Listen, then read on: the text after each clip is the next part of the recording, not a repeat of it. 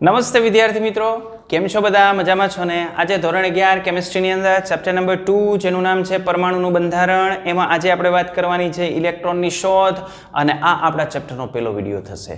તો સૌ પ્રથમ આપણે આ ચેપ્ટરની અંદર એની પ્રસ્તાવના જોશું અને પ્રસ્તાવના પછી ઇલેક્ટ્રોનની શોધ કેવી રીતે થઈ, ઇલેક્ટ્રોનની અંદર એના ચાર્જ અને દળનો રેશિયો આપણને કેવી રીતે મળે છે એની વાત આપણે કરવાના છીએ. ચલો સૌ પ્રથમ આપણે વાત કરીએ છીએ પરમાણુના બંધારણની અંદર પ્રસ્તાવનાની. તો તમે જાણો છો કે જુદા જુદા પ્રકારના પરમાણુ આપણને જોવા મળે. દાખલા તરીકે તમે સોનું, ચાંદી અને કોપર આ ત્રણ લઈ લ્યો તો ત્રણે ત્રણ તત્વો છે, ત્રણે ત્રણ પરમાણુ છે. પણ એના ગુણધર્મો જુઓ ને તો એના ગુણધર્મોની અંદર આપણને વિવિધતા જોવા મળે, એની રાસાયણિક વર્તણૂકની અંદર આપણને તફાવત જોવા મળે. ઝીંક અને કોપર આ બંને જે છે એ છે ધાતુ જ, પણ ઝીંક H2SO4 ની અંદર હાઇડ્રોજન વાયુ ઉત્પન્ન કરશે અને કોપરને આપણે જો મંદ H2SO4 ની અંદર નાખશું તો એ હાઇડ્રોજન વાયુ ઉત્પન્ન નહીં કરે. તો આ જુદા જુદા પ્રકારના જે તત્વો છે એ તત્વોની રાસાયણિક વર્તણૂકની આપણે વાત કરીએ અથવા તો એની જે ફિઝિકલ પ્રોપર્ટી છે એ ફિઝિકલ પ્રોપર્ટીની વાત કરીએ તો આ તત્વોના જે ગુણધર્મો છે એ ગુણધર્મોનો આધાર એના આંતરિક બંધારણ ઉપર રહેલો હોય.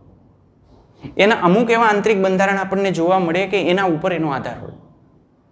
દાખલા તરીકે સોનાને તમે લાંબા સમય સુધી જાળવી રાખો તો પણ એની સપાટી ઉપર કાંટ ન લાગે. જ્યારે એની સામે જો કોપર હોય તો કોપર ઉપર જે છે એ શરૂઆતમાં કાળું પડી જાય અને પછી લાંબો સમય થાય એટલે લીલા રંગનો કાંટ એના ઉપર લાગી જાય. તો સોનું નથી કટાતું, કોપર કટાઈ જાય છે. કોપરને આપણે મંદ H2SO4 ની અંદર નાખીએ તો હાઇડ્રોજન વાયુ ઉત્પન્ન નથી થતો. ઝીંકને મંદ H2SO4 ની અંદર આપણે નાખીએ છીએ તો હાઇડ્રોજન વાયુ ઉત્પન્ન થાય છે. તો એની કેટલી ફિઝિકલ પ્રોપર્ટી અને કેટલી કેમિકલ પ્રોપર્ટી આપણને જે જોવા મળે છે એની અંદર ફેરફાર આપણને જોવા મળતો હોય. યાની આ જુદા જુદા તત્વોના જે રાસાયણિક ગુણધર્મો છે અથવા એની જે રાસાયણિક વર્તણૂક છે એ રાસાયણિક વર્તણૂકને આપણે પરમાણુનું જે આંતરિક બંધારણ છે ને એનું જે અંદરનું બંધારણ છે ને એ બંધારણ સાથે આપણે એની સરખામણી કરી શકીએ, એની સાથે આપણે એને આરેખી શકીએ. એટલે એની જે રાસાયણિક વર્તણૂક છે એ પરમાણુનું ભીતરી જે બંધારણ છે, આંતરિક બંધારણ છે એની સાથે આપણે એને આરેખી શકીએ છીએ, એની સાથે આપણે એની કમ્પેરિઝન કરી શકીએ છીએ. વાસ્તવમાં તો આ પરમાણુ ક્યારથી અસ્તિત્વમાં આવ્યો? તો આજે પરમાણુ આપણે કહીએ છીએ એ પરમાણુ ભારતીય અને ગ્રીક તત્વવૈજ્ઞાનિકો હતા ને એને ઈસવીસન પૂર્વે 400 પહેલા આપણને જે છે એ કીધું છે કે આ પરમાણુ જે છે એ અસ્તિત્વ ધરાવતો હોય. પરમાણુ એટલે શું? તત્વનો નાનામાં નાનો અવિભાજ્ય ભાગ કે જેને આપણે પરમાણુ કહીએ છીએ. અને આપણા જે વૈજ્ઞાનિકો છે, ભારતીય વૈજ્ઞાનિકો અને ગ્રીક તત્વજ્ઞાનીઓ, એને ઈસવીસન પૂર્વે યાની ઈસુ પૂર્વે જે છે એ 400 વર્ષ પહેલા આ જે પરમાણુ છે એ પરમાણુનું અસ્તિત્વ એને સાબિત કરી દીધું હતું. અને એને એવું કીધું હતું કે આ જે પરમાણુ છે ને એ કોઈ પણ પ્રકારનું આપણે દ્રવ્ય લઈએ ને તો દ્રવ્યના પાયાના ઘટક તરીકે, દ્રવ્યનો પાયાનો ઘટક. દાખલા તરીકે માનો દ્રવ્ય તરીકે હું ખાંડ લઉં તો આ દ્રવ્ય તરીકે ખાંડ C12H22O11 આના હું નાના પાર્ટ કરું તો એક મને નાનામાં નાનો જે પાર્ટ મળશે ને એ પાર્ટ ખાંડ મળશે. પણ ખાંડને હજુ આપણે આગળ જે છે વિભાજિત કરી શકશું. આજે છે ને એ ખાંડના અણુઓનો સમૂહ હશે. શું હશે? ખાંડના અણુઓનો સમૂહ. પણ એના નાના નાના પાર્ટિકલ આપણે કરીએ એટલે એક આપણને ખાંડ મળશે. પણ ખાંડ C12H22O11 આને પણ આગળ આપણે ફર્ધર ડિવિઝન કરી શકશું કાર્બનની અંદર, હાઇડ્રોજનની અંદર અને ઓક્સિજનની અંદર. તો એના જે નાનામાં નાના ભાગ કરીએ એમાં આવા કાર્બન, હાઇડ્રોજન ને ઓક્સિજન આપણને નાનામાં નાના ભાગ મળશે. આ જે નાનામાં નાના ભાગ મળે છે ને એ હવે આગળ અવિભાજ્ય હશે અને આવા જે અવિભાજ્ય ભાગ છે એને આપણે કહીએ છીએ પરમાણુ. તો આ જે ખાંડ છે એ ખાંડ એના પાયાના ઘટક કોણ છે? કાર્બન, હાઇડ્રોજન અને ઓક્સિજન રૂપી પરમાણુ. એટલે કોઈ પણ પ્રકારનું આપણે દ્રવ્ય લઈએ તો આ દ્રવ્યના જે પાયાના ઘટક છે એ પાયાના ઘટક તરીકે પરમાણુને ગણવામાં આવે છે. અને આપણા જે વૈજ્ઞાનિકો છે એના મત મુજબ આ જે પરમાણુ છે એ પરમાણુ કેવા છે? અવિભાજ્ય છે. અને કેવી રીતે મળે? તો કોઈ પણ પ્રકારનું દ્રવ્ય છે એનું આપણે સતત ને સતત વિભાજન કરીએ અને વધુ ને વધુ આપણે એનું ડિવિઝન કરતા જઈએ. અંતે એક સમય એવો આવે કે જ્યારે આપણે એને વધારે ડિવિઝન નહીં કરી શકીએ, વધારે આપણે એને નહીં ભાગી શકીએ, વધારે ભાગ એને નહીં કરી શકીએ, ત્યારે આપણને મળશે પરમાણુ. અને હવે વધારે વિભાજન નથી થતું એટલે આ પરમાણુ જે આપણે કેવા ગણીએ છીએ? અવિભાજ્ય ગણીએ છીએ, કે જેનું આગળ વધુ વિભાજન થતું નથી. આ પરમાણુને આપણે ઇંગ્લિશમાં કહીએ છીએ એટમ. શું કહેવાય? એટમ. તો એટમ કહીએ ને એની પાછળનું કારણ છે ગ્રીક ભાષાનો શબ્દ. ગ્રીક ભાષાનો શબ્દ છે એટોમિયો. એટોમિયો એટોમિયો એટલે શું? તો જેનું આગળ વિભાજન ન થઈ શકે તેવું.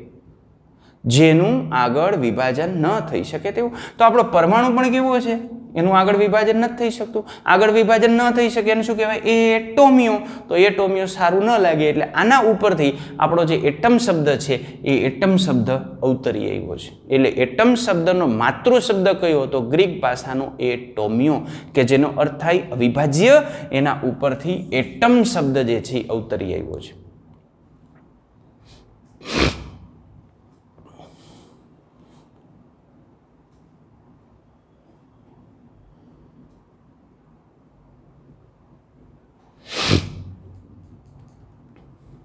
હવે તમને એવો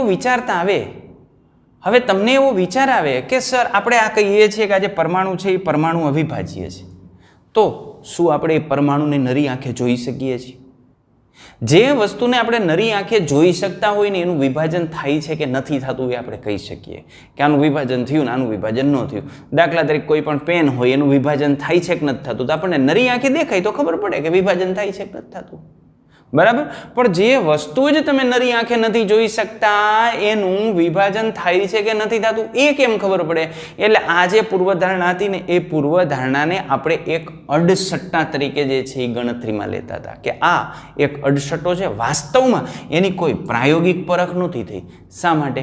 કારણ કે એ નરી આંખે તો આપણે જે છે એ જોઈ નહોતા શકતા. તેમ છતાં આ જે વિચાર જે છે એ ઘણા સમય સુધી આમનામ જે છે એ અસ્તિત્વ ધરાવ્યું. 19મી સદીની અંદર આ જે પરમાણુ છે એ પરમાણુના આગળ વધારાના સિદ્ધાંત આવ્યા કે જેને આપણે પરમાણુય સિદ્ધાંત તરીકે ઓળખીએ છીએ. અને તમે જાણો છો કે આ પરમાણુય સિદ્ધાંત આપણને કોને આપ્યો હતો? ડાલ્ટને, જ્હોન ડાલ્ટન. આ જ્હોન ડાલ્ટન બ્રિટિશ શાળાના શિક્ષક હતા. આ બ્રિટિશ શાળાના શિક્ષક જ્હોન ડાલ્ટન એને દ્રવ્યનો પરમાણુય સિદ્ધાંત આપ્યો અને આ પરમાણુય સિદ્ધાંત આપણે આગળના ચેપ્ટરની અંદર ભણી ગયા છીએ. દ્રવ્યનો પરમાણુય સિદ્ધાંત ભણતા હતા ને, ડાલ્ટનનો પરમાણુય સિદ્ધાંત અને તેની મર્યાદાઓ. આ બંને ટોપિક આપણે ભણી ગયા છીએ. ડાલ્ટનનો પરમાણુય સિદ્ધાંત આપણને ટેક્સ્ટની અંદર આપેલો છે પણ મર્યાદાઓ નથી આપેલી. આપણે મર્યાદાઓની પણ વાત આગળના ચેપ્ટરની અંદર જે છે એ કરી લીધી. એટલે 1808ની અંદર યાની 19મી સદીની શરૂઆતમાં, 18 સદી પૂરી થઈ ગઈ, 1800 પૂરું, 19મી સદીની શરૂઆત થઈ. તો 19મી સદીની શરૂઆતની અંદર બ્રિટિશ શાળાના જે જ્હોન ડાલ્ટન નામના સાયન્ટિસ્ટ છે એને પરમાણુય સિદ્ધાંત રજૂ કર્યો. અને આ જે પરમાણુય સિદ્ધાંત છે ને એ પરમાણુય સિદ્ધાંત વૈજ્ઞાનિક આધાર પર રજૂ કર્યો હતો. અડસટ્ટો નહોતો, આ વૈજ્ઞાનિક આધાર ઉપર રજૂ કરેલો હતો. અને આ જે સિદ્ધાંત છે એ સિદ્ધાંતને આપણે ડાલ્ટનના પરમાણુય સિદ્ધાંત તરીકે ઓળખીએ છીએ. અને એમાં દ્રવ્યનો અંતિમ કણ છે યાની છેલ્લામાં છેલ્લો જે ઘટક છે એ ઘટક કોણ ગણ્યો? પરમાણુ. તો દ્રવ્યનું આપણે ડિવિઝન કરતા જઈએ એટલે છેલ્લામાં છેલ્લો જે ઘટક મળે છે એ છેલ્લામાં છેલ્લા ઘટકને આપણે શું કહીએ છીએ? પરમાણુ તરીકે ઓળખીએ છીએ. આ જે ચેપ્ટર છે એ ચેપ્ટરની અંદર આપણે શું કરશું? તો 19મી સદીની અંતમાં એટલે આ 1800 પૂરી થઈ ગઈ ત્યારે અને 20મી સદીની શરૂઆતમાં, 20મી સદીની શરૂઆત ક્યારે કહેવાય? આ 1900 પછી. બરાબર. એટલે 1800 થી 1900ના ગાળાની અંદર વૈજ્ઞાનિકોએ કરેલા જે પ્રયોગો અને અવલોકનો છે એ અવલોકનોની આપણે આની અંદર જે છે એ વાત કરવાની છે. એટલે આ ચેપ્ટરની અંદર આપણે 1800 થી 1900ની અંદર પરમાણુના બંધારણ વિશે, એની અંદર રહેલા જુદા જુદા જે ઘટક કણો છે, પ્રોટોન, ન્યુટ્રોન, ઇલેક્ટ્રોન, એ બધાની જે શોધ થઈને એ બધાની ચર્ચા આપણે આની અંદર કરવાની છે. આ પરમાણુ છે એ પરમાણુનું વધારે વિભાજન શક્ય છે. અત્યારે આપણે પરમાણુનું આગળ વિભાજન કરીએ છીએ. આ પરમાણુનું જો આપણે આગળ વિભાજન કરીએ તો આપણને શું મળે? તો પરમાણુનું આપણે આગળ વિભાજન કરીએ તો એટમમાંથી કેટલાક ઘટકો મળે કે જેને આપણે સબ એટમિક પાર્ટિકલ કહીએ છીએ અથવા તો અવપરમાણુય કણો તરીકે ઓળખીએ છીએ અથવા તો એને ઉપપરમાણુય કણો તરીકે પણ આપણે ઓળખીએ છીએ. આ ઉપપરમાણુય કણોની અંદર ઇલેક્ટ્રોન છે, પ્રોટોન છે, ન્યુટ્રોન છે એનો આપણે સમાવેશ કરતા હોઈએ. આ ઉપરાંત એની અંદર કેટલાક પ્રકારના મેસોનનો પણ આપણે એની અંદર સમાવેશ કરતા હોય. ન્યુટ્રિનો છે, એન્ટીપ્રોટોન છે, પોઝિટ્રોન છે, મેસોનની અંદર કપ્પા મેસોન, ચાય મેસોન, પાઈ મેસોન, જીટા મેસોન, ટાઉ મેસોન, તો આવા ઘણા બધા પ્રકારના મેસોન કણો પણ છે. પણ અત્યારે આપણે મૂળભૂત રીતે તો આ ત્રણની વાત કરવાની છે. એમાંય મેક્સિમમ આપણને રસ છે ઇલેક્ટ્રોન અને પ્રોટોનની અંદર. ઠીક. તો આ ચેપ્ટરની અંદર આપણે ઇલેક્ટ્રોન અને પ્રોટોનની ભરપૂર વાત કરવાના છીએ. સૌપ્રથમ હવે પરમાણુનું વિભાજન તો આપણે કરી નાખ્યું કે આ પરમાણુનું વિભાજન કરી અને પરમાણુના વિભાજનથી આપણે પ્રોટોન, ન્યુટ્રોન અને ઇલેક્ટ્રોન મેળવી લીધા. પણ આ પ્રોટોન, ન્યુટ્રોન, ઇલેક્ટ્રોન અને બીજા કેટલાક આપણને જે અવપરમાણુય કણો મળે છે એ અવપરમાણુય કણોની શોધ તો થઈ ગઈ, પણ શોધ પછી વૈજ્ઞાનિકો સામે મોટો જે છે એ પ્રશ્ન હતો કે આ તમે જે અવપરમાણુય કણો મેળવો છો એ અવપરમાણુય કણોને આધારે પરમાણુની સ્થાયીતા સમજાવો કે પરમાણુની સ્થાયીતા કેવી રીતે આપણે સમજાવી શકીએ છીએ. આ ઉપરાંત બીજો પ્રશ્ન એ હતો કે દરેક તત્વ અન્ય તત્વ કરતાં જુદા ગુણધર્મ ધરાવતું હોય. દાખલા તરીકે માનો કે એક આપણે કોપરનું તત્વ લઈએ ને એક આપણે એજીનું તત્વ લઈએ. આ કોપર છે અને આ ચાંદી છે, આ બંને તત્વ જ છે. કોપરના બધા તત્વોના ગુણધર્મો એક સમાન હશે, એજીના બધા તત્વોના ગુણધર્મો એક સમાન હશે. આના મૂળભૂત ઘટક તરીકે પ્રોટોન, ન્યુટ્રોન અને ઇલેક્ટ્રોન હશે. આના મૂળભૂત ઘટક તરીકે પ્રોટોન, ન્યુટ્રોન અને ઇલેક્ટ્રોન હશે. આનો મૂળભૂત ઘટક સરખા, આના મૂળભૂત ઘટક સરખા, તોય આના ગુણધર્મોમાં એકબીજા સાપેક્ષમાં તફાવત શા માટે જોવા મળે છે? આ બંને એકબીજા કરતાં જુદા શા માટે છે? એટલે તે સમયે વૈજ્ઞાનિકો સમક્ષ બીજો પ્રશ્ન આ હતો કે આજે એક તત્વ તમે લઈ લ્યો અને બીજું તત્વ લઈ લ્યો, તો આ બંને તત્વો જો આપણે જુદા જુદા લઈએ તો એની જે વર્તુણકની અંદર આપણે સરખામણી કેમ નથી કરી શકતા? એના રાસાયણિક ગુણધર્મો, એના ભૌતિક ગુણધર્મો જુદા જુદા શા માટે જોવા મળે છે? આ પણ પ્રશ્ન વૈજ્ઞાનિકો સામે હતો. આ ઉપરાંત જુદા જુદા પરમાણુ એકબીજા સાથે સંયોજાઈને રાસાયણિક પ્રક્રિયા કરતા હોય. દાખલા તરીકે આપણે જાણીએ છીએ કે હાઇડ્રોજન અને ઓક્સિજન આ બંને એકબીજા સાથે રાસાયણિક પ્રક્રિયા કરીને H2O પાણી બનાવી નાખે. પણ શા માટે હાઇડ્રોજન અને ઓક્સિજન એકબીજા સાથે પ્રક્રિયા કરીને પાણી કેમ બનાવે છે? અને એ પાણી બનાવે છે તો આ નાઇટ્રોજન છે એ નાઇટ્રોજન હાઇડ્રોજન સાથે પ્રક્રિયા કરી અને ચોક્કસ પરિસ્થિતિમાં એમોનિયા કેમ બનાવી નાખે છે? પ્રક્રિયા બેમાંથી એકે મેં બેલેન્સ નથી કરી, પણ જુદા જુદા પ્રકારના જે પરમાણુ છે એ પરમાણુ સંયોગીકરણના જે નિયમ છે એ નિયમને આધારે જુદા જુદા અણુઓના સર્જન કરવા માટે સક્ષમ છે. પણ આની સમજણ વૈજ્ઞાનિકોએ આપવાની હતી કે આવું શા માટે થાય છે. તો આ વૈજ્ઞાનિકો સામે એક નવો પડકાર હતો. આ ઉપરાંત દરેક પ્રકારના પરમાણુ હોય ને એ પરમાણુની શોષણ અને ઉત્સર્જન વર્ણપટ આપણને જોવા મળતો હોય. એ જે એના ઉપર આપણે ચોક્કસ પ્રકારના જે છે એ પ્રકાશ આપાત કરીએ તો એની અંદરથી એ અમુક ચોક્કસ ઉર્જા ધરાવતા વિકિરણોનું શોષણ કરે અને પાછું એમાંથી અમુક વિકિરણનું જે છે ઉત્સર્જન થતું હોય. તો દરેકે દરેક પરમાણુની અંદર એના શોષણ વર્ણપટ હોય, એના ઉત્સર્જન વર્ણપટ હોય. તો આ શોષણ અને ઉત્સર્જન વર્ણપટ પણ સમજાવવાના હતા કે પરમાણુ દ્વારા આ અમુક ચોક્કસ પ્રકારના વિકિરણોનું શોષણ શા માટે થાય છે, દરેકના શોષણ વર્ણપટ જુદા જુદા કેમ જોવા મળે છે. આપણે આ ચેપ્ટરની અંદર આગળ વાત કરવાના છીએ, પણ ત્યારે વૈજ્ઞાનિકો સમક્ષ આ એક મોટી સમસ્યા હતી કે આવું કેમ. અને આમે જેમ તમે કોઈ પણ જે છે એ નવી નવી શોધ કરતા જાઓ ને ત્યારે આગળ જે છે એ નવા પ્રશ્નો ઊભા જ હોય કે આવું શું કામ. બરાબર, એ પ્રશ્નોનું સોલ્યુશન કરીએ એટલે એના સમાધાન થયા અને આગળ નવા પ્રશ્નો ઉત્પન્ન થશે. સવાલ જવાબ એ તો વિજ્ઞાન છે. બરાબર. તો ડાલ્ટનના પરમાણુય સિદ્ધાંતની આપણે વાત કરીએ ને તો સૌ પ્રથમ ડાલ્ટનનો જે પરમાણુય સિદ્ધાંત છે એ પરમાણુય સિદ્ધાંત ઘણા બધા સિદ્ધાંત સમજાવતો હતો. દાખલા તરીકે ડાલ્ટનના પરમાણુય સિદ્ધાંતને આધારે આપણે દળ સંચયનો નિયમ સમજાવી શકતા હતા, નિશ્ચિત પ્રમાણનો નિયમ પણ આપણે સમજાવી શકતા હતા, ગુણક પ્રમાણનો નિયમ છે એ પણ આપણે સમજાવી શકતા હતા. પણ કેટલાક પ્રાયોગિક પરિણામો છે ને એ આના મારફતે નહોતા સમજાવી શકાતા. કેના મારફતે? દાદા ડાલ્ટનના પરમાણુય સિદ્ધાંતને આધારે. કયા પ્રાયોગિક પરિણામ? તો ચાલો ખૂબ અગત્યના પ્રાયોગિક પરિણામ છે. દાખલા તરીકે કાચ અથવા એબોનાઇટનો જે હાથો હોય, કાચ અથવા એબોનાઇટ, એ તમે હાથમાં લઈ અને રેશમ અથવા તો જે છે ઊન છે, રેશમ અથવા ઊન અથવા ફર આપણે લઈ લઈએ, રૂંવાટીવાળું જે ચામડું છે ફર, બરાબર, અથવા તો રેશમ, એના ઉપર તમે કાચ અથવા એબોનાઇટનો જે સળિયો છે એ સળિયો ઘસો છો તો આ જે સળિયો છે ને એ સળિયાની અંદર વિદ્યુત ઉત્પન્ન થાય છે. શા માટે? દાદા ડાલ્ટનનો પરમાણુય સિદ્ધાંત સમજાવી શકતો નથી. તમારું માથું કોરું હોય ને, માથામાં તેલ ન નાખેલું હોય, કોરું માથું હોય, એમાં તમે કાસ્કો ઘસો, એમાં કાસ્કો ઘસી અને નીચે પેપરના નાના નાના ટુકડા રાખો અને પછી આમાં ઘસેલો જે કાસ્કો છે એ કાસ્કો એ ટુકડાની નજીક લઈ જાઓ, ટુકડા એ કાસ્કાની અંદર આકર્ષિત થઈ જશે. શા માટે? પરમાણુય સિદ્ધાંત સમજાવી શકતો નથી. અરે તમે કોઈકને પ્લાસ્ટિકની ખુરશીની અંદર બેસાડી દો, એ પ્લાસ્ટિકની ખુરશીની અંદર બેસાડી અને પાછળથી નેપકિન અથવા તો ઊનનું કપડું ઘસો, ધડ ધડ ધડ ધડ ધડ ધડ ધડ ધડ ધડ ધડ, એ વ્યક્તિની અંદર કંઈક કરંટ જે છે એ જમા થશે. પછી એ વ્યક્તિને ક્યાં અહીંયા અડશે તો સ્પાર્ક થશે. શા માટે? ડાલ્ટનનો પરમાણ્વીય સિદ્ધાંત સમજાવી શકતો નથી. અરે શિયાળાના સમયની અંદર આપણે જ્યારે ગરમ વસ્ત્રો ઓઢીને સૂતા હોય, દાખલા તરીકે બ્લેન્કેટ ઓઢી અને રાત્રે સૂતા છીએ અને પગથી તમે આમ કરશો તો અંદર સ્પાર્ક થાય. શા માટે? દાદા ડાલ્ટનનો સિદ્ધાંત સમજાવી શકતો નથી.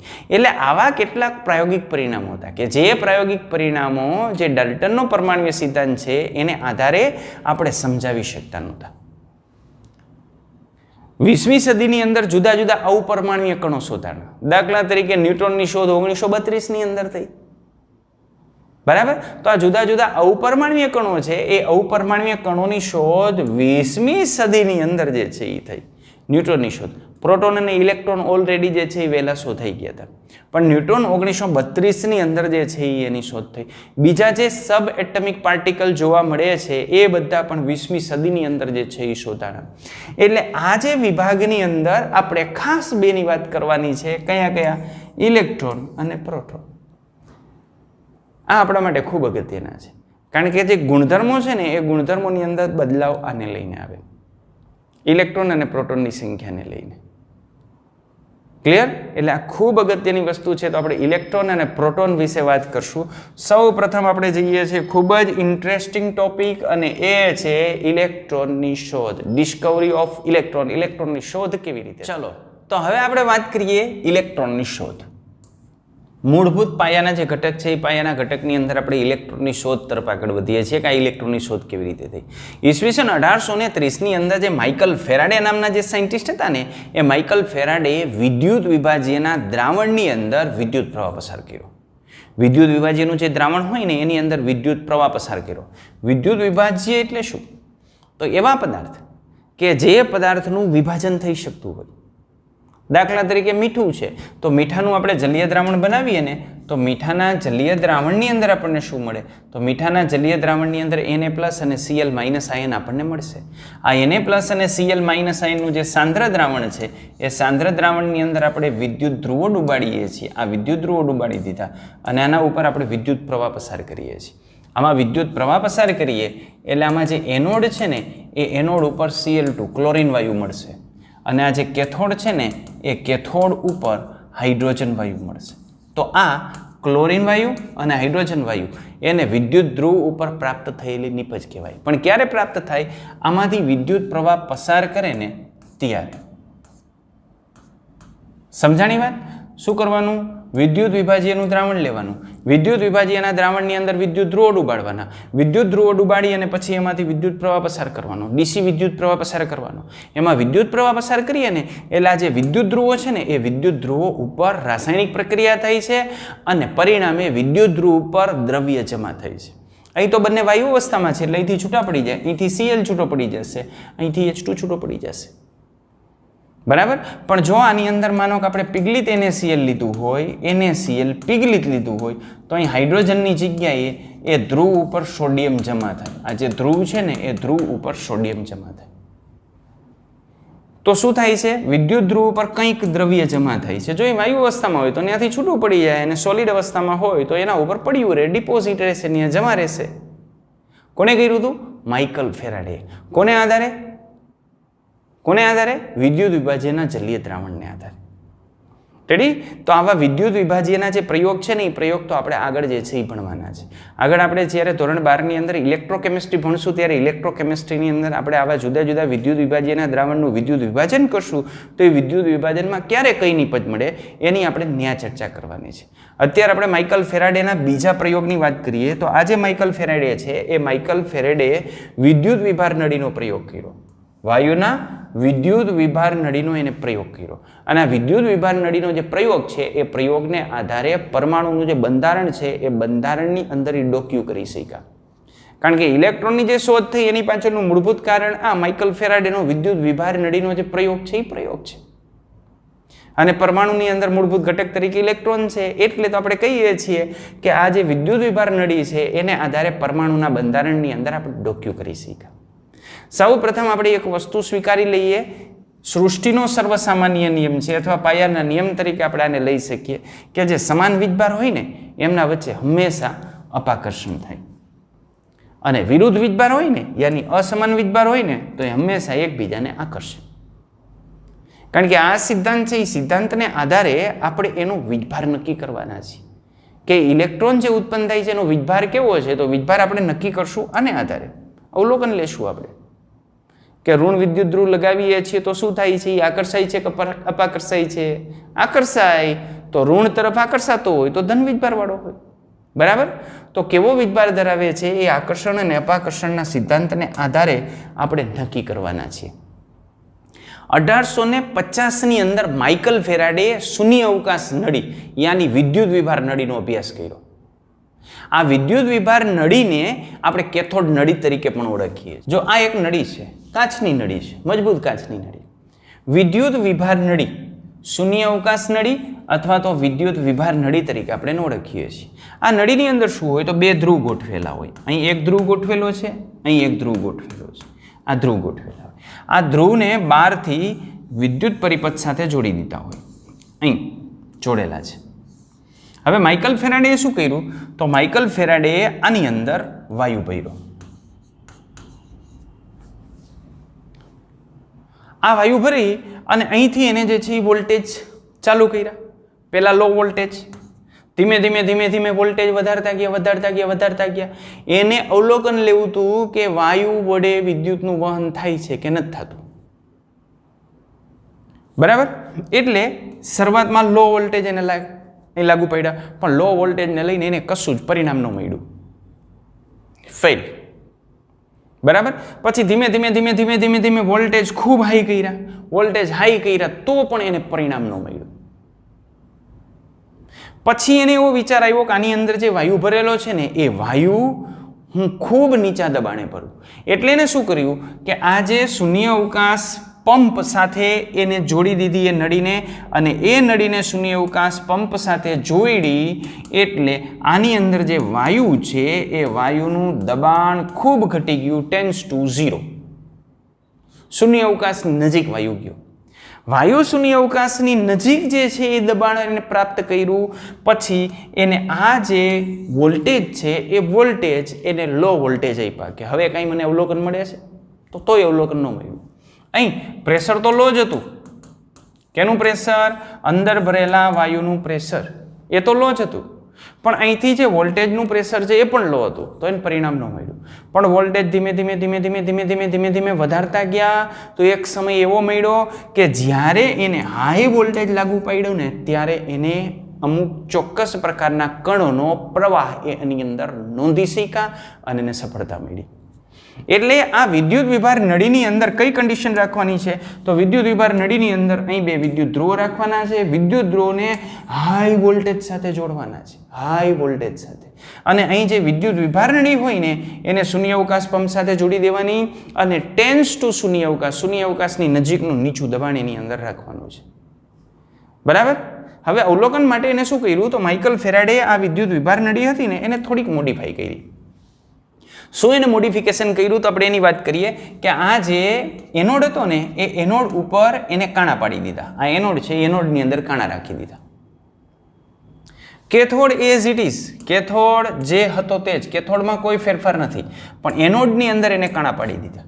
અને બીજું શું કર્યું કે આ જે એનોડની પાછળનો જે ભાગ છે એ પાછળના ભાગ ઉપર પ્રસ્ફુરકનું પડ લગાવી દીધું. કેનું? પ્રસ્ફુરકનું. કયો હતો પ્રસ્ફુરક? ZnS, કે જેને કહેવાય ઝિંક સલ્ફાઇડ. તો એના ઉપર ઝિંક સલ્ફાઇડનું પાછળના ભાગની અંદર પડ લગાવી દીધું. પછી બાકીની વસ્તુ તેને ખબર જ હતી એટલે એ વસ્તુ એને એપ્લાય કરી. અહીં શૂન્ય અવકાશથી આમાં ભરેલો જે વાયુ છે એ વાયુનું દબાણ એને ખૂબ ઘટાડ્યું, અને આ દબાણ ઘટાડ્યું અને અહીંથી વોલ્ટેજ જે છે એ એકદમ હાઈ વોલ્ટેજ એને લાગુ પાડ્યા. તો એક ચોક્કસ પ્રકારના કણનો પ્રવાહ એને જોવા મળ્યો. શું જોવા મળ્યું? ચોક્કસ પ્રકારના કણનો પ્રવાહ. અને આ જે ચોક્કસ પ્રકારના કણનો પ્રવાહ છે એ કણનો પ્રવાહ કેથોડથી આગળ વધતો હતો, આ કેથોડથી આમ આગળ વધે અને ક્યાં જતો હતો? એનોડ ઉપર. અને જેવો એ ZnS ઉપર આપાત થાય એવો એ પ્રસ્ફુરિત થતો હતો અને આ પ્રસ્ફુરિત થાય એને લઈને આપણને ખ્યાલ આવતો હતો કે ત્યાં સ્પોટ ઉપર કંઈક આપાત થાય છે. શું આપાત થાય છે? કોણ આપાત થાય છે? ક્યાંથી આપાત થાય છે? એનોડમાંથી? તો ના, એ ઉત્પન્ન થયો છે કેથોડમાંથી. કેથોડમાંથી ઉત્પન્ન થયો અને કણ છે એટલે એને કહેવામાં આવ્યો કેથોડ કણ. અને આ જે ટ્યુબ છે એને કેથોડ કિરણાવલી તરીકે આપણે ઓળખીએ છીએ. તો માઇકલ ફેરાડેએ પ્રયોગ કર્યો ત્યારે એ પ્રયોગની અંદર એને આવું અવલોકન મળ્યું. કેથોડ કણ આ રીતે જે છે ઉત્પન્ન થતો હતો. ક્યાં ઉત્પન્ન થતો હતો? કેથોડ ઉપર. કઈ બાજુ આગળ વધતો હતો? એનોડ તરફ. એટલે કેથોડમાંથી ઉત્પન્ન થતો હતો અને કેથોડથી એનોડ તરફ એ આગળ વધતો હતો. આ જે કેથોડ કણ છે એ કેથોડ કણ કેથોડમાંથી ઉત્પન્ન થઈને એનોડ તરફ તો આગળ વધતો હતો, તો શું આપણે જોઈ શકતા હતા? તો તમને કેમ ખબર પડી કેથોડમાંથી ઉત્પન્ન થયો અને એનોડ તરફ આગળ વધે? તો આ જે કણ છે એ દ્રશ્યમાન નહોતો, આપણે એને જોઈ નથી શકતા, પણ એને અમુક ચોક્કસ પ્રકારના પ્રયોગ દ્વારા મહેસૂસ કરી શકાય છે. દાખલા તરીકે અહીંયા આપણે પ્રસ્ફુરકનું પડ લગાવી દઈએ ને તો એના ઉપર જે છે એ સ્પોટલાઇટ આપણને જે છે એ જોવા મળે. એના ઉપર પ્રજ્વલિત જે છે, જે જગ્યાએ કેથોડ આપાત થઈને કેથોડ કણ આપાત થઈને એ જગ્યાએ આપણે પ્રજ્વલિત બિંદુ જે છે એ જોવા મળે. એટલે આમ દ્રશ્યમાન નથી, પણ આવા ચોક્કસ પ્રયોગને આધારે આપણે એનું જે છે એ અવલોકન કરી શકતા હોઈએ. અને જૂના સમયની આપણી જે ટીવી હતી ને, ટીવીની સ્ક્રીન, પેલી મોટા ટીવી આવતા પાછળ બોથાડાવાળા, તો એ જે ટીવી છે એ ટીવીની જે સ્ક્રીન હતી ને એ સ્ક્રીન આ જ પ્રકારની કેથોડ રે ટ્યુબ હતી અને એના ઉપરના જે સ્પોટ છે ને એ સ્પોટ ઉપર જે પિક્ચર ક્રિએટ થતું ને એ પિક્ચર આવી રીતે કેથોડ કણના મારાને લઈને જ એ ક્રિએટ કરવામાં આવતું. તો હવે તમને પ્રશ્ન થાય કે એ કેવી રીતે ક્રિએટ કરવામાં આવતું? તો એ ક્રિએટ કરવામાં આવતું આ જે કેથોડ કણ છે એ કેથોડ કણનું વિચલન કરાવીને. તમે ટીવીની સ્ક્રીનમાં ખૂબ નજીકથી જોવો ને તો એમાં નાના નાના તમને જે છે એ સ્ક્વેર જોવા મળે. એ સ્ક્વેરમાં અમુક સ્ક્વેર જે છે એ પ્રજ્વલિત હોય અને અમુક સ્ક્વેર જે છે એ ડાર્ક કલરના હોય. બ્લેક એન્ડ વ્હાઇટ ટીવીની અંદર વાત કરો તો બરાબર. કલરફુલની અંદર જુઓ તો બધાના કલરની જે ઇન્ટેન્સિટી છે એ જુદી જુદી હોય, એનાથી પિક્ચર ક્રિએટ થતું હોય. તમે અમુક ડિસ્ટન્સ રાખીને ટીવી જોવો તો તમે પિક્ચર વ્યવસ્થિત જોઈ શકો, આમ અંદર ગરી જાઓ તો તમને ખબર ન પડે શું આવ્યું એમ, કારણ કે તમારું ફોકસ તો નાના ભાગમાં છે ને એટલામાંથી પિક્ચર જે છે એ ક્રિએટ ન થતું હોય, આખી સ્ક્રીનથી પિક્ચર ક્રિએટ થતું હોય. તો એ જે ટ્યુબ હતા ને એ ટ્યુબ કયા હતા? CRT. જૂના કમ્પ્યુટર જે આવતા મોટી મોટી સ્ક્રીનવાળા, બરાબર, એને પણ આપણે CRT કહીએ છીએ, કેથોડ રે ટ્યુબ. તો કેથોડ રે ટ્યુબની અંદર પણ આ જ અવલોકન આપણને જે છે મળતા હતા. આ જે કેથોડ કણો છે એ કેથોડ કણોને આપણે વિચલિત કરવા હોય ને તો વિચલિત કરી શકીએ. કેવી રીતે? દાખલા તરીકે માનો કંઈથી કેથોડ કણ ઉત્પન્ન થયો અને હવે હું અહીં વિદ્યુત ધ્રુવ અહીંયા બહાર ગોઠવી દઉં. બહાર હું અહીં ગોઠવું છું વિદ્યુત ધ્રુવ. આ જે વિદ્યુત ધ્રુવ છે એને પોઝિટિવ પોલ સાથે જોડું છું અને આ બાજુ નેગેટિવ પોલ સાથે જોડું છું, આમ જોડું છું. જો હું આની અંદર વિદ્યુત ધ્રુવમાં અહીં વિદ્યુત પ્રવાહ એને ન આપું તો આ જે કેથોડ કણ ઉત્પન્ન થાય છે ને એ આ રીતે ગતિ કરે. કેથોડ કણની ગતિ આમ હોય, સીધી ગતિ કરે આમ. પણ જો અહીં આપણે એને બાહ્ય પરિપથમાં આને વોલ્ટેજ આપીએ છીએ, યાની અહીં પોઝિટિવ પ્લેટ હું રાખું છું ને અહીં નેગેટિવ પ્લેટ રાખું છું, તો પરિસ્થિતિ બદલાઈ જાય. તો પરિસ્થિતિ આમ આવે, આ કેથોડ કણ અહીં સુધી તો આમ આગળ વધે, પણ અહીંથી આ જે કેથોડ કણ છે એ આમ ઉપર તરફ ખસશે. ક્યાં સ્પોટલાઇટ મળશે? આ જગ્યાએ સ્પોટલાઇટ મળશે. તો આનો મતલબ શું કરવાનો? કઈ તરફ ખઈશો? પોઝિટિવ પોલ તરફ ખઈશો. તો એના પરથી આપણે શું કહી શકીએ? આનો વીજભાર કેવો હોવો જોઈએ? આ કેથોડ કણ છે એ કેથોડ કણનો વીજભાર કેવો હોવો જોઈએ? નેગેટિવ હોવો જોઈએ. તો જ્યારે આપણે વિદ્યુત ક્ષેત્ર લાગુ પાડીએ તો વિદ્યુત ક્ષેત્રની અંદર જે પોઝિટિવ પોલ હોય એ તરફ એનું વિચલન થાય છે. યાની એ વર્તે છે કોના માફક? ઋણ આયનની માફક વર્તે છે, ઋણ વીજભારિત કણની માફક વર્તે છે. એટલે આપણે આ જે કેથોડ છે એ કેથોડ કણને નેગેટિવ કણ તરીકે આપણે જે છે ગણવાનું ચાલુ કર્યું. આ જે કેથોડ કણ છે ને નેગેટિવ કણ છે, તો એને આપણે નેગેટિવ કણ તરીકે ગણીએ છીએ. આ ઉપરાંત જે ચુંબકીય ક્ષેત્ર લાગુ પાડીએ ને તો ચુંબકીય ક્ષેત્રને લઈને પણ આનું વિચલન આપણને જોવા મળતું હોય. અને આ જ વિદ્યુતીય ક્ષેત્ર અને ચુંબકીય ક્ષેત્રનો ઉપયોગ કરી અને આપણા ટીવીની જે સ્ક્રીન હોય, CRT ટીવીની વાત કરું છું, કેથોડ રે ટ્યુબ, એની અંદર પિક્ચર જનરેટ કરવામાં આવે. એની અંદર જે પિક્ચર જનરેટ થતું હોય ને એ પિક્ચર જનરેટ થતું હોય એમાં એક CRT ટ્યુબ હોય અને સાથે સાથે જે છે આવી રીતનું ઇલેક્ટ્રિક ફિલ્ડ અને મેગ્નેટિક ફિલ્ડ એ બંને એની અંદર જે છે એ લગાવેલા હોય. એનાથી એનું વિચલન કરવામાં આવતું હોય એટલે જે જગ્યાએ સ્પોટ જોતું હોય એ જગ્યાએ એની અંદર આપણને સ્પોટ જોવા મળે. આ રીતની રચના હોય એની અંદર. રેડી? તો આ કેથોડ રે ટ્યુબવાળા ટીવીની આપણે વાત કરીએ, જૂના મોનિટરની વાત કરીએ છીએ, એમાં પણ આ વસ્તુ આપણને જે છે એ જોવા મળતી. તો અલ્ટિમેટલી છેલ્લે પછી આપણે એવું સાબિત કરી દીધું કે આ જે કેથોડ કણ છે ને એ કેથોડ કણ ઋણ વીજભારિત છે. પછી આપણને એવો વિચાર આવ્યો કે આ જે કેથોડ કણ છે એ કેથોડ કણ ઉત્પન્ન થાય છે એનો આધાર કેના ઉપર છે? તો આ જે કેથોડની જે પ્લેટ છે ને એ પ્લેટ બદલાવી જોઈએ. પણ આ ગમે એટલી પ્લેટ બદલાવો ને તો કેથોડ કણ તો જે ઉત્પન્ન થતા હતા ને એ જ ઉત્પન્ન થાય છે. તો એના પરથી સાબિત થયું કે આ ઉત્પન્ન થતા જે કેથોડ કણ છે એનો આધાર અહીં આપણે જે વિદ્યુત ધ્રુવ વાપરીએ છીએ ને એની મેટલ ઉપર નથી. કેના વિદ્યુત ધ્રુવ છે એના ઉપર આધારિત નથી. તો શું એનો આધાર આની અંદર ભરેલા વાયુ ઉપર છે? એનું ટેસ્ટિંગ કર્યું. આમાં વાયુ પણ બદલાવી જોયા. એક વાયુ, બીજો વાયુ, ત્રીજો વાયુ.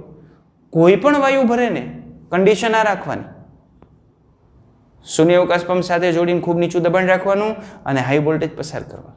તો કોઈ પણ વાયુ આપણે ભરીએ ને તો પણ એની અંદર જે છે એ શું થતું હતું? ઇલેક્ટ્રોન જનરેટ, એની અંદર કેથોડ કણ જનરેટ થતા હતા. તો આ જે કેથોડ કણ જનરેટ થાય છે એને છેવટે આપણે એવા જે છે એ મુદ્દા ઉપર આવ્યા કે આ જે કેથોડ કણ છે એનો આધાર આ વિદ્યુત ધ્રુવની જે પ્રકૃતિ છે એના ઉપર પણ નથી. એની અંદર આપણે કયો વાયુ ભરીએ છીએ એના ઉપર પણ આધારિત નથી. તો ગમે તે તમે ધ્રુવ લ્યો અથવા તો ગમે તે તમે જે છે વાયુ લ્યો તો એની અંદરથી પણ આ ઉત્પન્ન થાય છે. એનો મતલબ કે કોઈ પણ તમે પદાર્થ લ્યો ને તો એની અંદર આ હોવો જોઈએ, કારણ કે ઉત્પન્ન થાય છે, હોય તો જ ઉત્પન્ન થતો હોય. પાછળથી તો આ જે કેથોડ કણ છે એને આપણે ઇલેક્ટ્રોન તરીકે સ્વીકાર્યો અને આના ઉપરથી આપણે કહી શકીએ કે જો આમાં ગમે તે વાયુ ભરો અને ગમે તે વિદ્યુત ધ્રુવ રાખો તો પણ ઇલેક્ટ્રોન ઉત્પન્ન થતો હોય તો આપણે કહી શકીએ કે આ જે ઇલેક્ટ્રોન છે ને એ ઇલેક્ટ્રોન દરેક પદાર્થની અંદર, દરેકે દરેક તત્વની અંદર, દરેકે દરેક વાયુની અંદર હાજર હોવો જોઈએ. એટલે પાયાના ઘટક તરીકે આપણે જે છે ઇલેક્ટ્રોનને સ્વીકાર્યો. બરાબર? તો ટૂંકમાં આપણે આના જે છે એ સારાંશ જોઈ લઈએ. એના જે પ્રયોગ કર્યો હતો એ પ્રયોગના સારાંશ કયા હતા? તો સારાંશની આપણે વાત કરી દઈએ. તો આ પ્રયોગના સારાંશ આ રીતના હતા. કેથોડ કણ ક્યાંથી ઉત્પન્ન થતો હતો? કેથોડમાંથી. કેથોડમાંથી ઉત્પન્ન થાય અને એનોડ તરફ જે છે એ આગળ જતો હતો. બીજું, દ્રશ્યમાન નહોતો, જોઈ નહોતો શકાતો, પણ એની વર્તુણક આપણે નક્કી કરવી હોય ને તો એ વર્તુણક અમુક પ્રકારના પદાર્થની મદદથી આપણે જાણી શકતા હતા. બરાબર? એના માટે આપણે શેનો ઉપયોગ કરતા હતા? તો એના માટે આપણે જે છે ઉપયોગ કરતા હતા પ્રસ્ફુરક પડદાનો. પ્રસ્ફુરક પડદાનો ઉપયોગ કરીએ એટલે એના ઉપર જે છે આપાત થાય એટલે સ્ફુરદીપ્ત થતો હતો અથવા પ્રસ્ફુરણ એ જગ્યાએ આપણને જે છે એ જોવા મળતું હતું. અને આપણે વાત કરી ટેલિવિઝનની જે પિક્ચર ટ્યુબ આવે છે જેને CRT આપણે કહીએ છીએ એ કેથોડ ટ્યુબ, CRT કેથોડ રે ટ્યુબ. બરાબર? તો એ કેથોડ રે ટ્યુબની અંદર પણ આ જ પ્રકારની ઘટના આપણને જોવા મળતી હોય. આ જે કણ ઉત્પન્ન થાય છે એ કણ વિદ્યુતીય અને ચુંબકીય ક્ષેત્રની ગેરહાજરીમાં સીધા પસાર થતા હતા, સીધા ગમન કરતા હોય. પણ જો એના ઉપર વિદ્યુતીય અને ચુંબકીય ક્ષેત્ર લાગુ પાડવામાં આવે ને તો એ કોની માફક વર્તતા હતા? ઋણ વીજભાર ધરાવતો જે કણ હોય ને એની માફક વર્તતા હતા. એટલે પાછળથી તો આ જે ઋણ વીજભારિત ધરાવતો જે કણ છે એ કણને આપણે શું કહી દીધું? તો એ કણને આપણે ઇલેક્ટ્રોન તરીકે ઓળખવાનું ચાલુ કર્યું. બરાબર? આ કેથોડ કણનો આધાર કેના ઉપર નથી? તો આ કેથોડ કણ છે એ વિદ્યુત ધ્રુવના જે પદાર્થ છે એ પદાર્થ ઉપર આધાર નથી રાખતો. આ ઉપરાંત નળીની અંદર આપણે કયો વાયુ ભરીએ છીએ વાયુના સ્વભાવ ઉપર પણ એ આધાર રાખતો નથી. વાયુનો સ્વભાવ બદલાવી નાખો, નો પ્રોબ્લેમ, કોઈ ફેરફાર નહીં આવે. વિદ્યુત ધ્રુવ બદલાવો, કોઈ પ્રોબ્લેમ નહીં આવે. તો આ રીતે ઇલેક્ટ્રોનની શોધ કરવામાં આવી અને આ જે ઇલેક્ટ્રોનની શોધ છે એ માઇકલ ફેરાડેનો વિદ્યુત વિભાર નળીનો જે પ્રયોગ હતો ને એ પ્રયોગને આધારે જે છે એ કરવામાં આવી. શરૂઆતમાં તો એને કેથોડ કણ તરીકે ઓળખવામાં આવ્યા હતા, પણ પછી એને ઇલેક્ટ્રોન તરીકે આપણે ઓળખવાની શરૂઆત કરી. હવે આ જે ઇલેક્ટ્રોન છે ને એ ઇલેક્ટ્રોનના વીજભાર અને દળનો ગુણોત્તર આપણે મેળવી લઈએ. તો આ વીજભાર અને દળનો ગુણોત્તર આપણને કોને આપ્યો હતો? વીજભાર. વીજભારને આપણે દર્શાવીએ છીએ E વડે. આ વીજભાર છે એ વીજભારને આપણે દર્શાવીએ છીએ E વડે અને દળ છે એને આપણે દર્શાવીએ છીએ m વડે, સ્મોલ m વડે. પણ કોનું? ઇલેક્ટ્રોનનું, એટલે માસ ઓફ ઇલેક્ટ્રોન. તો ઇલેક્ટ્રોન માટે આપણે ઇલેક્ટ્રોનનો જે વીજભાર E છે અને માસ ઓફ ઇલેક્ટ્રોન me છે એનો આપણે ગુણોત્તર મેળવવો છે. તો આ ગુણોત્તર સૌ પ્રથમ જે થોમ્સન નામના જે સાયન્ટિસ્ટ છે ને એ સાયન્ટિસ્ટે મેળવેલો. એ બ્રિટિશ ભૌતિકશાસ્ત્રી હતા અને એમને E/me આનો ગુણોત્તર જે છે એ મેળવેલો. ઇલેક્ટ્રોનનો વીજભાર E અને માસ ઓફ ઇલેક્ટ્રોનનું દળ me એના વચ્ચેનો જે વીજભાર છે એ વીજભારનું માપન જે થોમ્સન નામના સાયન્ટિસ્ટે કરેલું. એના માટે એને ઉપયોગમાં શું લીધું? તો એના માટે એને ઉપયોગમાં લીધી હતી કેથોડ કિરણ નળી. એનો ઉપયોગ કરીને જ એને આ જે છે એ E/me નો ગુણોત્તર મેળવેલો. સાથે સાથે એ કેથોડ કિરણાવલીની આજુબાજુ એને ચોક્કસ પ્રકારનું વિદ્યુતીય અને ચુંબકીય ક્ષેત્ર લાગુ પડ્યું હતું, પણ એ વિદ્યુતીય અને ચુંબકીય ક્ષેત્ર હતું ને એ એકબીજાને લંબ સ્વરૂપે લાગુ પડ્યું હતું અને એની અંદર એ પોતે ફેરફાર કરી શકે. દાખલા તરીકે વિદ્યુતીય ક્ષેત્ર છે એમાં ફેરફાર કરી શકે, વધારી શકે, ઘટાડી શકે. ચુંબકીય ક્ષેત્ર છે એમાં ફેરફાર કરી શકે, વધારો ઘટાડો કરી શકે. આ રીતની ગોઠવણી એને કરેલી. અને આ જે ક્ષેત્રની અસર ઇલેક્ટ્રોન ઉપર કેવી થાય છે એ ઇલેક્ટ્રોન ઉપર એની અસર જાણી અને એના ઉપરથી એના E/me નો ગુણોત્તર જે છે એ ગુણોત્તર એને નક્કી કરેલો. અને તમે જાણો છો કે આ વસ્તુ તો આપણે જાણીએ છીએ કે જો વિદ્યુતીય અને ચુંબકીય ક્ષેત્ર આપણે ગેરહાજર રાખીએ ને તો શું થાય? તો વિદ્યુતીય અને ચુંબકીય ક્ષેત્ર જો ગેરહાજર હોય ને તો આ જે કણ છે આપણે જે ઇલેક્ટ્રોન અથવા કેથોડ કણ કહીએ છીએ એ સીધી લીટીની અંદર ગતિ કરશે. પણ જો એનું વિચલન થાય, માનો કે એ આ બાજુ અથવા આ બાજુ ગયો અથવા તો અહીં પહોંચ્યો, તો આ એનું વિચલન કહેવાય. અહીં પહોંચે છે, કંઈ પહોંચે છે, તો વિચલન એનું વધારે થશે કે ઓછું થશે એનો આધાર કેના ઉપર હશે? તો એનો આધાર આ લાગુ પાડેલા વિદ્યુતીય અને ચુંબકીય ક્ષેત્ર છે ને એ ચુંબકીય ક્ષેત્ર ઉપર એની માત્રા જે છે એ આધાર રાખતી હશે. આ ઉપરાંત એ જે માત્રા છે એ માત્રા કેને આધારે નક્કી કરી શકાય? તો એ માત્રા બીજી કેટલીક બાબત ઉપર પણ આધાર રાખતી હોય. દાખલા તરીકે માનો કે કણ ઉપરનો જે ઋણ વીજભાર છે ને એ ઋણ વીજભાર કણના વીજભારની માત્રા જેટલી વધારે તેટલું વધારે વિદ્યુતીય અને ચુંબકીય ક્ષેત્રની પારસ્પરિક ક્રિયા થાય. કણ ઉપરનો ઋણ વીજભાર ઓછો, તો આવો જે કણ છે કે જેના પોતાના ઉપર જ વીજભાર ઓછો છે તો એના ઉપર વિદ્યુતીય અને ચુંબકીય ક્ષેત્રની જે અસર છે એની સાપેક્ષમાં ઓછી થશે. અને જેના ઉપર એની માત્રા જે છે એ વધારે હશે ને પોતા ઉપર જ જે છે એ વીજભાર વધારે હશે તો એના ઉપર આ જે વિચલન છે એ વિચલનની વધારે અસર જોવા મળશે. આ ઉપરાંત એનો આધાર હોય દળ ઉપર. એટલે એક વિચલનનો આધાર કેના ઉપર છે? એક વિચલનનો આધાર કેના ઉપર છે? એના ઉપર રહેલા વીજભારની માત્રા ઉપર, કે વીજભારની માત્રા કેટલી છે એના ઉપર. અને બીજો આધાર છે દળ ઉપર. દળ વધુ હોય તો વિચલન ઓછું, વીજભાર વધુ હોય તો વિચલન વધુ. એટલે વીજભાર એના ઉપર રહેલો જે વીજભાર છે એ વીજભારના સમપ્રમાણમાં હશે એનું વિચલન. જેટલું વીજભાર વધુ એટલું વિચલન વધારે થશે, પણ દળના વ્યસ્ત પ્રમાણમાં હશે. દળ જેટલું વધારે એટલું વિચલન ઓછું. સિમ્પલ છે. દાખલા તરીકે માનો કે તમે સિંગ ખાવ છો તો સિંગ ખાવા માટે તમે શું કરો? સિંગ હાથમાં લઈને એની ફોતરી ઉતારો છો, આમ કરો છો ને, પછી આમ ફૂંક મારો શું થાય? સિંગ ઉડી જાય ના. શું ઉડે? ફોતરી. શું કામ ફોતરી ઉડે? સિંગ કેમ ન ઉડે? સિમ્પલ છે. સિંગનું વજન વધારે હોય, ફોતરીનું વજન ઓછું હોય. ફૂંક મારો એટલે ફોતરીમાં વધુ વિચલન થાય. એટલું બધું વિચલન થાય કે આપણા હાથમાંથી બહાર નીકળી જાય. સમજાઈશ? રેડી? તો દળને આધારે વિચલન આપણે નક્કી કરી શકીએ. દળ જેમ ઓછું એમ વિચલન વધારે. એટલે આ વિચલન છે એ વિચલનની માત્રા કણોના દળ ઉપર પણ આધાર રાખે અને દળના વ્યસ્ત પ્રમાણમાં હોય. જો હલકા કણ હોય ને તો વિચલન જે છે એ વધુ થાય, પણ જો કણ જે છે એ ભારે હોય ને તો વિચલન ઓછું થાય. તો શું આ બે જ ઉપર આધાર રાખે? તો શું આનો આધાર આ બે ઉપર જ હોય? ના મારા ભાઈ, આનો આધાર હજી આપણે જે વિદ્યુતીય અને ચુંબકીય ક્ષેત્ર જે લાગુ પાડશું ને એના ઉપર પણ હોય. દાખલા તરીકે સિંગ અને ફોતરી એમાં આપણે ફૂંક મારીએ છીએ તો શું કાયમ માટે જે છે ફોતરી જ ઉડે? ના, સિંગ પણ ઉડી જાય. ક્યારે? ફૂંક મારો જોઈએ જોશથી તો એવું બને કે સિંગ પણ ઉડી જાય. એટલે જે વિચલન થાય છે એ વિચલનનો આધાર આ બંનેની માત્રા ઉપર પણ હોય. વિદ્યુતીય અને ચુંબકીય ક્ષેત્રની માત્રા આપણે કેવી લાગુ પાડીએ છીએ એ માત્રા ઉપર પણ આ વિચલનનો આધાર હોય. તો એના ઉપર લાગુ પાડેલું જે વિદ્યુતીય અને ચુંબકીય ક્ષેત્રોનું બળ છે ને એના ઉપર પણ આધાર રાખે. જો આ આપણે ક્ષેત્ર વધુ લાગુ પાડીએ તો ઇલેક્ટ્રોનનો જે પથ હતો એ પથ ઉપરથી વિચલન વધારે થાય. એટલે જો આપણે વોલ્ટેજ વધારીએ ને તો એની સાથે વિચલનની અંદર શું થાય? વધારો થાય. આવી જ રીતે જો આપણે ચુંબકીય ક્ષેત્ર વધારીએ ને તો ચુંબકીય ક્ષેત્રની પ્રબળતા સાથે પણ વિચલનમાં શું થાય? વધારો થાય. ઇન શોર્ટ કે અહીં જે વિચલન થાય છે વિચલનનો આધાર કેના ઉપર છે? એક તો પોતે જે કણ છે ને એ કણ ઉપર રહેલા વીજભાર ઉપર, બીજો કણના દળ ઉપર, ત્રીજો બહારથી આપણે જે વિદ્યુત ક્ષેત્ર અથવા ચુંબકીય ક્ષેત્ર લાગુ પાડીએ છીએ એની પ્રબળતા ઉપર. વોલ્ટેજ જેટલા વધારે રાખશો એટલું વિચલન વધારે થશે. ચુંબકીય ક્ષેત્રની પ્રબળતા જેટલી વધારે રાખશો એટલું વિચલન વધારે થશે. તો આટલી બાબત ઉપર એ આધાર રાખતું હોય છે. ચલો હવે એને જે પ્રયોગ કર્યો ને એ પ્રયોગ આ પ્રકારનો હતો. આ પ્રયોગની આપણે વાત કરીએ. આ કેથોડ રે ટ્યુબ છે. આ જે ભાગ છે ને એ ભાગ કેથોડ રે ટ્યુબનો ભાગ છે. આ ભાગ એટલે આટલો કેથોડ રે ટ્યુબ વાળો ભાગ છે કે જ્યાંથી હાઈ વોલ્ટેજ આપવામાં આવે. અહીંથી હાઈ વોલ્ટેજ અને અહીંયા શૂન્ય અવકાશ પંપ સાથે જોડેલું હોય કે જેની અંદર વાયુનું દબાણ જે છે ખૂબ નીચું હોય.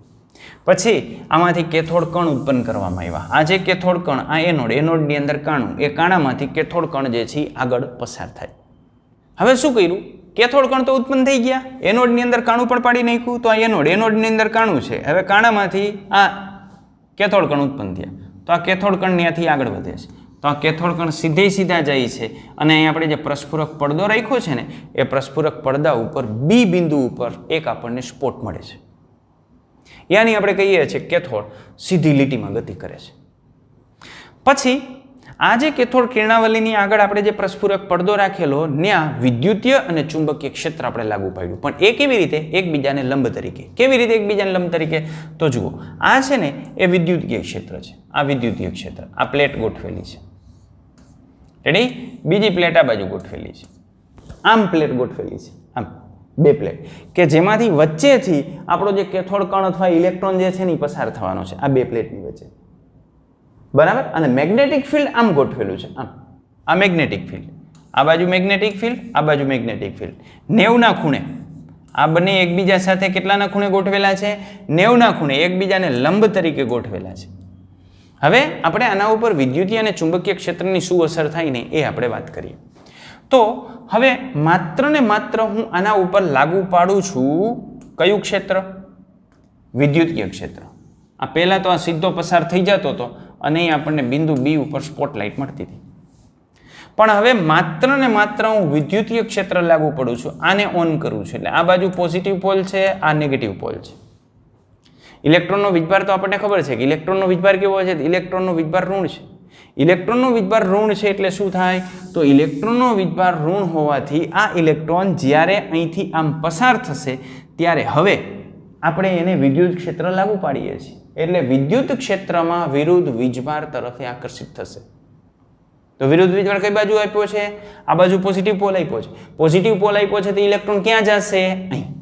તો અહીં બિંદુ એ પાસે આપણને સ્પોટ મળશે. જે સ્પોટ આપણને બી ઉપર મળતું હતું એ હવે આપણને ક્યાં મળે છે? એ ઉપર મળે છે. માનો હું વોલ્ટેજ વધારું તો આ ક્યાં મળે? અહીંયા મળે. માનો હું વોલ્ટેજ ઘટાડું તો ક્યાં મળે? અહીંયા મળે. વોલ્ટેજ વધારે રાખીશ તો વિચલન વધારે થશે. વોલ્ટેજ ઓછા રાખશું તો વિચલન ઓછું થશે. પણ વિચલન કઈ બાજુ થશે? જે બાજુ પોઝિટિવ પોલ છે ને એ બાજુ. એટલે જો આપણે આને માત્ર ને માત્ર શું આપીએ છીએ? વિદ્યુતીય ક્ષેત્ર આપીએ છીએ તો આનું વિચલન આ ડાયરેક્શનમાં થશે. આ એનું વિચલન છે. દેખાય છે? આ એનું વિચલન. આ ડાયરેક્શનમાં વિચલન થાય. આ એ બિંદુ ઉપર જશે. એ બિંદુ. હવે વિદ્યુત ક્ષેત્રનું કામ પૂરું. હવે હું ચુંબકીય ક્ષેત્ર લાગુ. પણ માત્ર ને માત્ર ચુંબકીય ક્ષેત્ર. માત્ર ને માત્ર ચુંબકીય ક્ષેત્ર રાખીએ તો અહીંથી જે બી ઉપર આપાત થતો હતો એ બીની જગ્યાએ હવે કેથોડ કણ સી બિંદુ ઉપર આપાત થઈ છે. યાની એનું વિચલન થયું આ બાજુ. અને આ વિચલનની માત્રા અહીં આપણે જે ચુંબક રાખીએ છીએ ચુંબકની તીવ્રતા ઉપર આધાર રાખે. તમે જો અહીંયા ચુંબકીય ક્ષેત્ર વધારે રાખશો તો આ વધુ મૂવ થશે, તમે ચુંબકીય ક્ષેત્ર જે છે એ ઘટાડશો તો ઓછું વિચલન થશે. એટલે એનું વિચલન કેટલું થાય છે એનો આધાર આ ચુંબક છે એની તીવ્રતા ઉપર પણ હોય, ચુંબકીય ક્ષેત્રની તીવ્રતા ઉપર પણ હોય. Okay, ready? હવે જે થોમ્સને શું કર્યું? તો આ જે થોમ્સન છે એ થોમ્સનને એક વસ્તુ ખબર પડી કે આપણે વિદ્યુત ક્ષેત્ર લાગુ પાડીએ તો વિચલન આ તરફ થાય છે, ચુંબકીય ક્ષેત્ર આપણે લાગુ પાડીએ તો વિચલન આ તરફ થાય છે.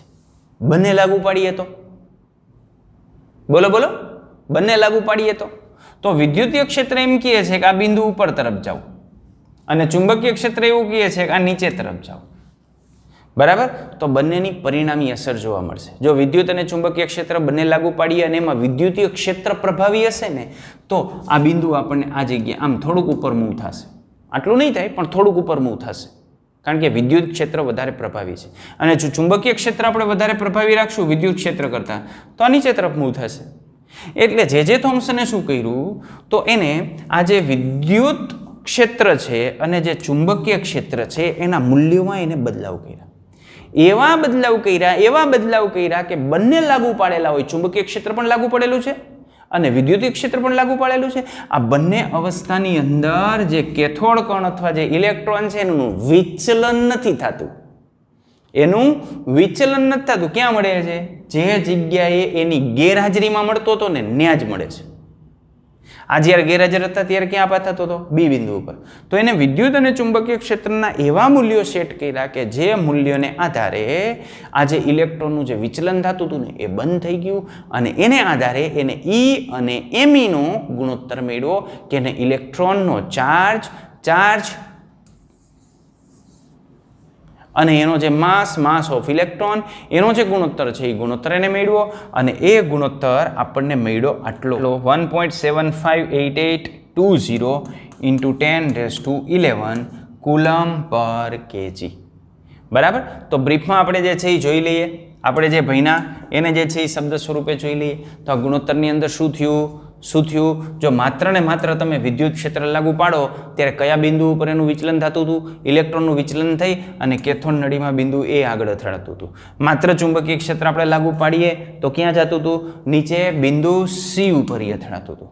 પછી જે થોમ્સને શું કર્યું? તો જે થોમ્સને બે લાગુ પાડ્યા, વિદ્યુત ક્ષેત્ર લાગુ પાડ્યું અને ચુંબકીય ક્ષેત્ર લાગુ પાડ્યું, પણ એની પ્રબળતા કાળજીપૂર્વક સંતુલિત કરી અને કાળજીપૂર્વક સંતુલિત કરી અને બંને ક્ષેત્રની ગેરહાજરીમાં એ જે બિંદુ ઉપર આપાત થતું હતું યાની બી બિંદુ ઉપર જે છે આપાત થતું હતું ને એ પથ ઉપર જ ઇલેક્ટ્રોન જે છે આપાત થયો અને કેથોડ નળીની અંદર બી બિંદુ ઉપર જે છે એ અથડાયો. બરાબર? તો આ વિદ્યુત અને ચુંબકીય ક્ષેત્રની જે પ્રબળતા છે એ પ્રબળતા પૈકી કોઈ એકની હાજરીની અંદર ઇલેક્ટ્રોનના વિચલનની જે માત્રા છે એ માત્રાનું ચોકસાઈપૂર્વક એને જે છે એ માપન કર્યું કે એક હાજર હોય ને એક ગેરહાજર હોય ત્યારે એનું માપન આપણે કેવી રીતે કરી શકીએ.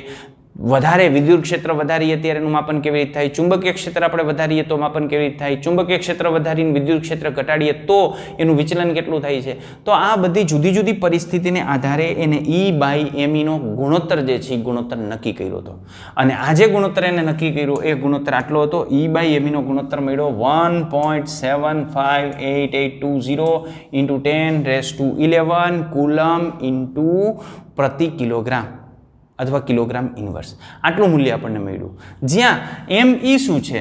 તો આ જે Me છે એ માસ ઓફ ઇલેક્ટ્રોન છે, ઇલેક્ટ્રોનનું દળ છે, પણ કેમાં? આ પ્રતિ કેજી લીધું છે એટલે કિલોગ્રામની અંદર. અને E શું છે? તો આ ઉપર જે E છે એ E ઇલેક્ટ્રોન ઉપરનો વીજભાર છે, પણ આ ઉપર અંશમાં શું છે? કુલમના છેદમાં કેજી છે એટલે એ વીજભાર આપણે શેમાં લીધો છે? કુલમમાં લીધો છે. તો આ રીતે જે થોમ્સને E/meનો જે ગુણોત્તર છે એ ગુણોત્તર વિદ્યુત અને ચુંબકીય ક્ષેત્રની માત્રામાં ફેરફાર કરી એને અનુરૂપ કેટલું વિચલન થાય છે એને આધારે મેળવેલો આ ગુણોત્તર આપણા માટે અગત્યનો છે, તમારે યાદ રાખવાનો છે. Okay, ready? તો બસ આ વિડીયોની અંદર આટલું જ. વધુ આપણે જોશું આના પછીના વિડીયોની અંદર. ત્યાં સુધી બધાને ટાટા બાય બાય, આવજો.